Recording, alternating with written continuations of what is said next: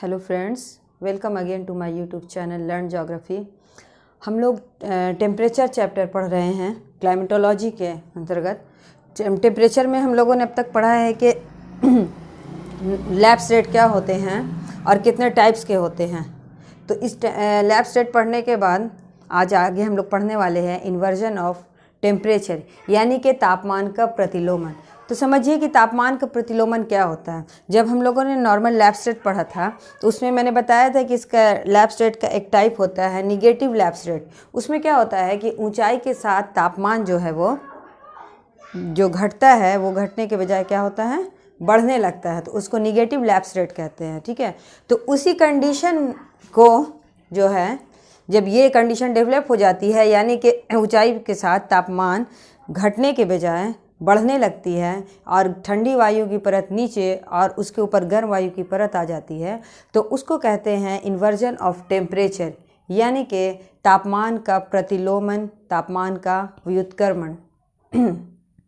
Normal conditions में क्या होता है कि स्थिर वायु में हमारे ट्रोपोस्फेयर में प्रति 1000 मीटर की ऊंचाई पे जाने से तापमान 6.5 डिग्री सेल्सियस के रेशियो से क्या होता है, घटता जाता है। तापमान क्या होता है, वो गिरने लगता है। लेकिन जब कभी तापमान घटता नहीं है और बढ़ने लगता है तो इससे क्या होता है कि तापीय व्युत्क्रमण की स्थिति पैदा हो जाती है। इसका दूसरा नाम क्या कहेंगे हम लोग, निगेटिव लैब रेट।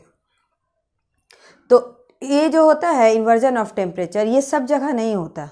सबसे पहले यह जान ले कि ये कुछ स्थानों पर होता है, कुछ टाइम के लिए होता है और हर वक्त भी नहीं होता, 24 आवर्स के लिए भी नहीं होता है। ये एक ऐसा तापमान का इन्वर्जन जो है, इस तरह का कंडीशंस है जो कहीं मध्य अक्षांशों में यानी मिड लैटिट्यूड में, कहीं हाई लैटिट्यूड में, उच्च अक्षांश में डेवलप होते हैं और कभी कभी लो लैटिट्यूड यानी भूमध्य रेखा के आसपास भी डेवलप हो जाते हैं। अगर हम इसके टाइप्स की बात करें कि ये कितने टाइप्स के होते हैं, तो देखिए तापीय व्युत्क्रमण जो है वो मुख्यतः 3 प्रकार का होता है। ठीक है, सबसे पहला होगा आपका कि नॉन एडवेक्शनल इन्वर्जन। ठीक है, दूसरा होगा एडवेक्शनल इन्वर्जन, तीसरा होगा मैकेनिकल इन्वर्जन। अगर इसको हिंदी में कहें हम तो आप प्रवाही प्रतिलोमन, प्रवाही प्रतिलोमन और उसके बाद यांत्रिक प्रतिलोमन। तो नॉन एडवेक्शनल इन्वर्जन जो है वो 2 टाइप का होता है। पहला उसमें होगा हमारा कि ग्राउंड या रेडिएशन इन्वर्जन, यानी धरातलीय या विकिरण प्रतिलोमन। दूसरा जो होगा वो होगा उच्च वायुमंडलीय प्रतिलोमन। तो आज की क्लास में हम लोग इसी 2 को डिस्कस करेंगे कि धरातलीय प्रतिलोमन क्या होता है, ग्राउंड इन्वर्जन क्या होता है। तो देखिए, जो इन्वर्जन धरातल के नज़दीक होता है यानी अर्थ के सरफेस के नज़दीक होता है उसको कहते हैं ग्राउंड इन्वर्जन। क्या होता है कि मध्य तथा उच्च अक्षांश में, मिड और हाई लैटिट्यूड में, जहाँ हिमाच्छादित भाग होते हैं, जाड़े के मौसम में रात के टाइम में क्या होता है कि ट्रोपोस्फेयर का जो निचला भाग है वो क्या होता है, आने वाले सौर्य किरण से उतना गर्म नहीं होता जितना जाने वाले पार्थिव विकिरण से होता है। तो जब लंबी रात होती है हिमाच्छादित भागों में तो पार्थिव विकिरण जो है वो तेज़ी से, साफ आसमान हो अगर तो तेज़ी से पार्थिव विकिरण क्या करता है कि ट्रोपोस्फेयर के निचले भाग को गर्म कर देता है। तो जिससे क्या हो जाता है कि ऊपर जो है वो गर्म वायु की परत और उसके नीचे जो बिल्कुल है उसके ऊपर ठंडी वायु की परत होती है। यानी सतह के नज़दीक क्या होता है, ठंडी वायु की बजाय गर्म वायु की परत आ जाती है और उसके बाद फिर ठंडी वायु की परत होती है। तो इससे जो है वो ग्राउंड या धरातलीय इन्वर्जन जो है वो डेवलप हो जाता है। तो चूंकि ये जो है वो रेडिएशन की वजह से डेवलप होता है, मैं क्या बताया, पार्थिव विकिरण से ट्रोपोस्फेयर का निचला भाग गर्म होता है, इसलिए इसको क्या कहते हैं, रेडिएशन इन्वर्जन या विकिरण प्रतिलोमन कहते हैं।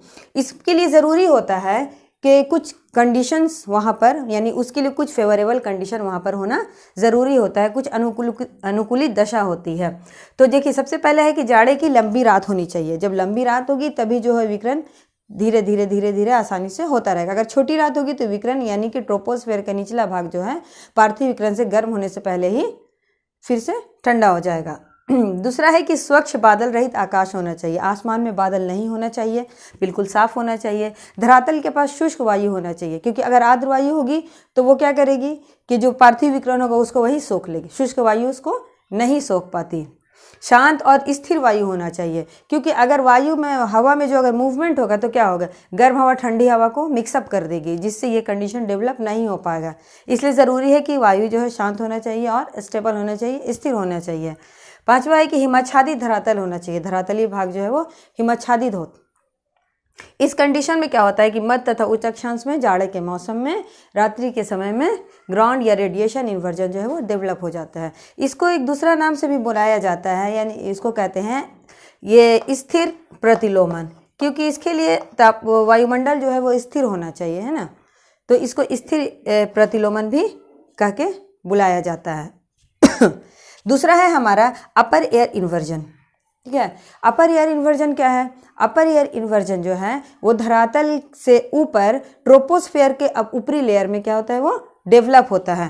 तो देखिए हमने पढ़ाया था जब वायुमंडल चैप्टर, तो उसने बताया था कि ट्रोपोस्फेयर के बाद जब स्ट्रेटोस्फेयर शुरू होता है, ठीक है, तो ट्रोपोस्फेयर के ऊपरी भाग में क्या है, ओजोन गैस की अधिकता वाली ओजोन लेयर पाई जाती है। इस ओजोन लेयर जो है ये 12 से 50 किलोमीटर के बीच में बहुत ज़्यादा पाई जाती है। तो क्या होता है कि ओजोन गैस में एक कैपेसिटी होती है कि सूर्य से आने वाली जो किरणें होती है, पराबैंगनी किरणें, अल्ट्रावायलेट रेज, उसको सोख लेती है। सूर्य से जो किरण आती है इसको क्या करती है, ओजोन लेयर सोख लेती है, जिसकी वजह से ये अपने ऊपरी लेयर और निचली लेयर के बनिस्बत ज़्यादा गर्म हो जाती है ना। इसके ऊपर ठंडे वायु की परत होती है, लेकिन ये क्या होती है कि अवशोषित करने की वजह से सौर की विकिरण को, सोलर रेडिएशन को, ये गर्म हो जाती है, जिसकी वजह से यहाँ पर अपर एयर इन्वर्जन डेवलप हो जाता है। चूँकि धरातल के नज़दीक ना होकर के वो वायुमंडल के ऊपरी भाग में डेवलप होता है, इसलिए इसको उच्च वायुमंडलीय प्रतिलोमन या फिर अपर एयर इन्वर्जन की संज्ञा दी जाती है। तो हम लोगों ने आज इसको समझा कि इन्वर्जन टेम्परेचर क्या होता है। नेक्स्ट वीडियो में हम लोग जो इसके और टाइप्स हैं एडवेक्शनल इन्वर्जन के, यानी कि प्रवाही प्रतिलोमन के भी 3 टाइप हैं, इसको जानेंगे। साथ ही साथ मैकेनिकल यानी कि यांत्रिक प्रतिलोमन के टाइप को भी समझेंगे। तो तब तक आप इसको समझते रहिए और अपना ख्याल रखिए। मिलते हैं फिर नेक्स्ट वीडियो में। Take care.